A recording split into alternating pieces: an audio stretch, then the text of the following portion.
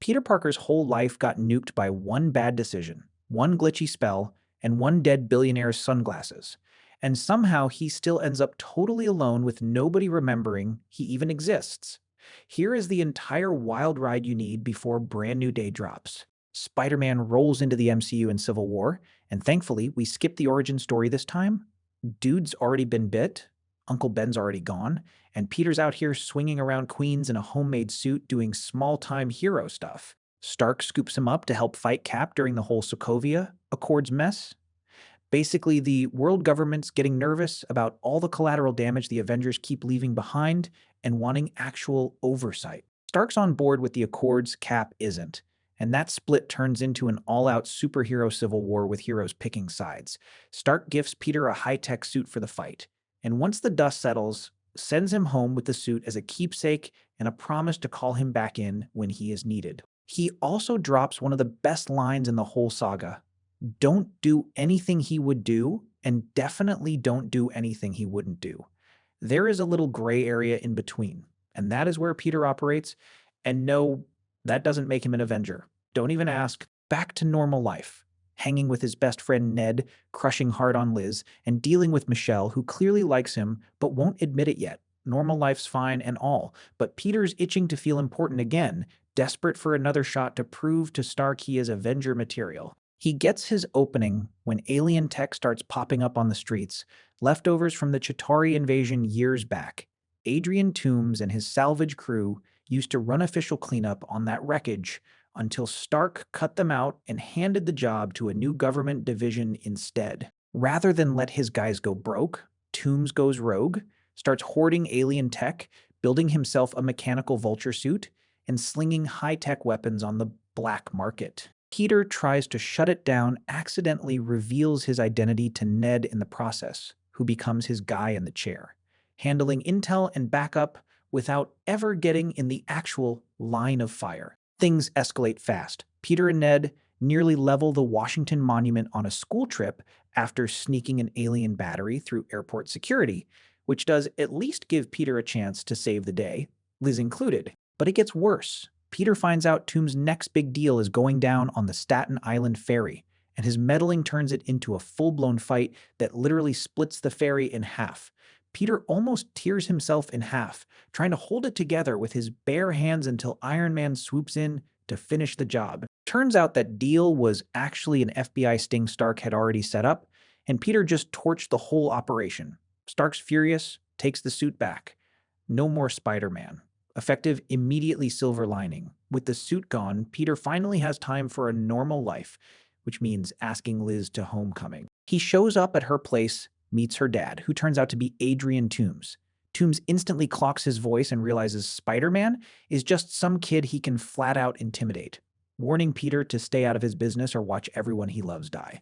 So naturally, Peter ditches Liz mid-dance and suits back up with Ned running comms. They quickly figure out Toomes' next target, a shipment overseen by Happy Hogan, once Stark's driver, now his head of security, moving weapons and tech to the new Avengers facility upstate. Peter goes after Vulture again, ends up buried under a pile of rubble mid-fight, and that is when he has his big moment, realizing that even without the fancy suit, he is still Spider-Man. He lifts the rubble off himself and takes Vulture down for good. With Toomes behind bars, Liz's family relocates to Oregon, leaving the decathlon team needing a new captain.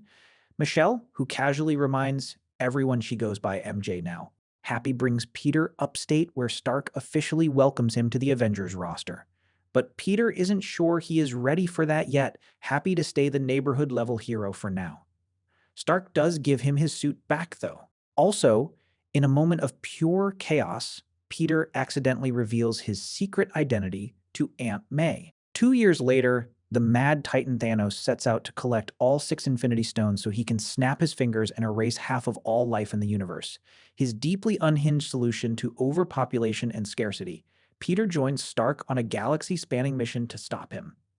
And they fail. Thanos gets every stone, snaps, and half of all living things vanish into dust. Peter included, dying in Stark's arms, terrified and confused. After that, Thanos destroys the stones himself so the damage can never be undone, and Thor beheads him in retaliation. It looks hopeless until the surviving Avengers land on a wild plan 5 years later. A time heist, they can't rewrite their own past, but they can pull stones from alternate timelines and use them to reverse the snap in their own reality. It works. Everyone comes back, Peter included. But there is a catch. An alternate timeline Thanos follows them back to finish what his dead counterpart started. In the fight that follows, the Avengers lose Natasha getting the Soul Stone, and in the climactic battle, it is Stark himself who gets his hands on the Infinity Stones. With no other option, he snaps, wiping out Thanos and his entire army at the ultimate cost of his own life. Peter attends the funeral and mourns him hard, but at least his friends are there to help him through it.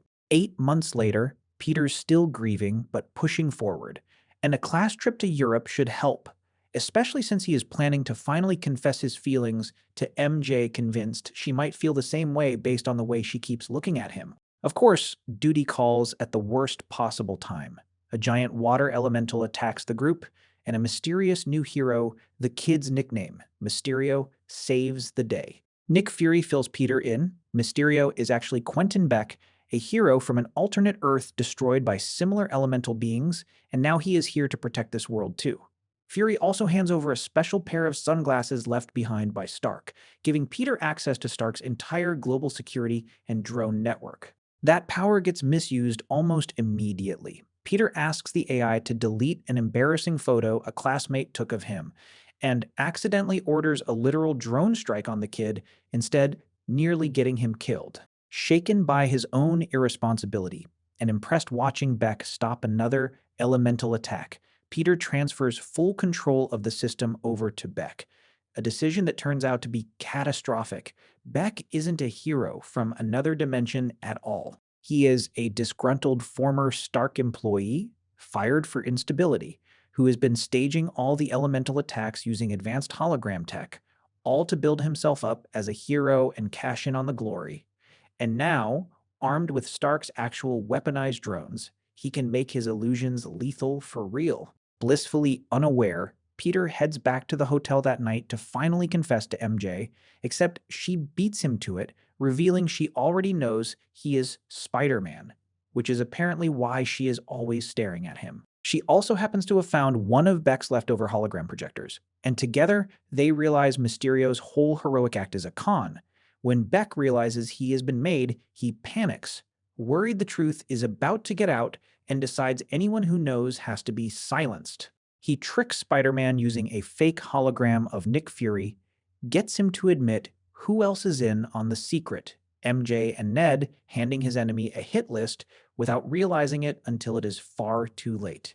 Peter spirals until Happy gives him a much-needed pep talk, reminding him that Stark doubted almost everything in his life except his faith in Peter Parker. Beck launches his final staged attack to cement his hero image once and for all, using holograms to sell the illusion and real attack drones to make it dangerous. But this time, Peter sees through the deception using his spider sense and manages to stop the whole thing. In the chaos, though, a stray bullet from Beck's own arsenal ends up killing him. Afterward, Peter and MJ finally find each other and confess how they really feel, officially becoming a couple. Seems like a happy ending, until it is revealed Beck had a contingency plan the whole time, a doctored, video-framing Spider-Man for his own murder, along with an anonymous tip to J. Jonah Jameson at the Daily Bugle exposing Spider-Man's real identity to the entire world. Peter's life implodes overnight. The FBI suspects him of murder. Happy gets arrested for holding on to restricted Stark tech, and MJ and Ned get rejected from every college they applied to purely over their association with a vigilante. Desperate, Peter turns to Doctor Strange, begging him to rewrite the past, so his identity was never exposed. Strange can't rewrite time like that, but offers an alternative, a spell to make the entire world simply forget Peter Parker is Spider-Man. Mid-cast, Peter keeps second-guessing and adding exceptions, wanting MJ, Ned, and Aunt May to still remember him, and all those last-minute changes destabilize the spell. Strange barely manages to contain it, but not before it tears open rifts across the multiverse, pulling in every version of a villain from any reality who has ever learned Peter's true identity. Otto Octavius, Norman Osborn as the Green Goblin, Flint Marko as Sandman, Dr. Kurt Connors as the Lizard, Max Dillon as Electro, and even Venom. They quickly round up all the villains and plan to send them back home until they realize a couple of them, Otto and Norman, actually died in their home timelines right around the moment.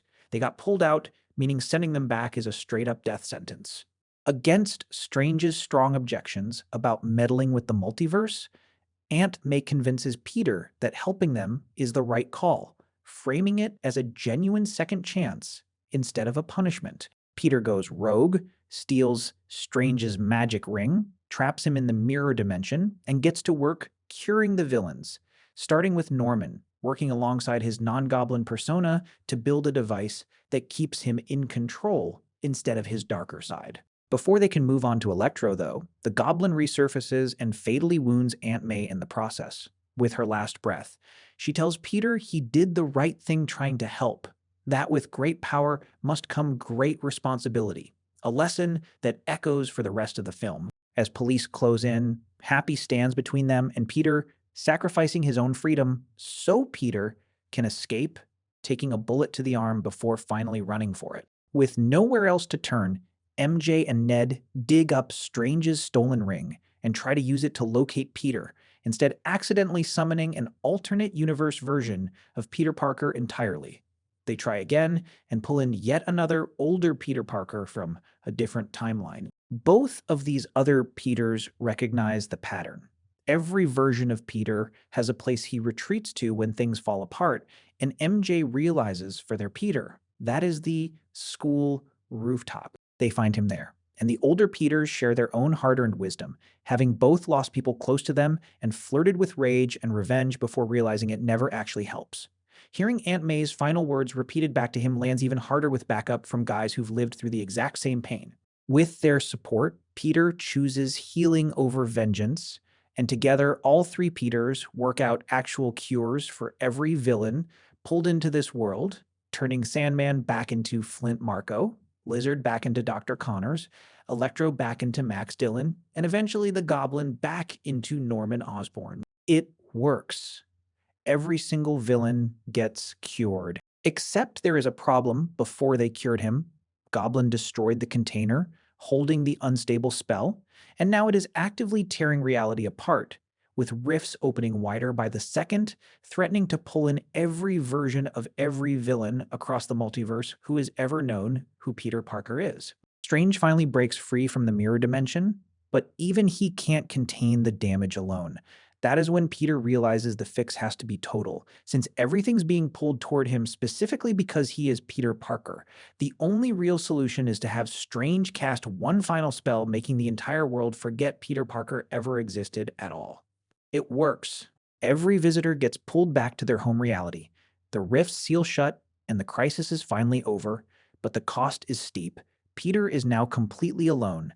MJ and Ned have zero memory of him, no idea Spider-Man's secret identity was ever theirs to know, no idea they were ever friends with a kid named Peter Parker at all. Still, he knows exactly who he is, and he is ready to keep being Queen's friendly neighborhood Spider-Man, even with nobody left who remembers the guy underneath the mask. A couple loose threads to keep in mind heading into Brand New Day, though. When Venom eventually gets pulled back to his own Earth, he leaves a little piece of the symbiote behind in the MCU, meaning that Goo's still out there somewhere. And thanks to a glitch in the spell, Adrian Toomes, the Vulture, actually ends up getting zapped into Venom's universe entirely, where he is shown proposing some kind of alliance with Morbius, of all people. And, well, let's just say Doctor Strange casts one more spell, and wouldn't you know it, Sony and Marvel have apparently forgotten both of those loose ends exist entirely. Anyway, that is everything. Now you are all caught up and ready for Brand New Day.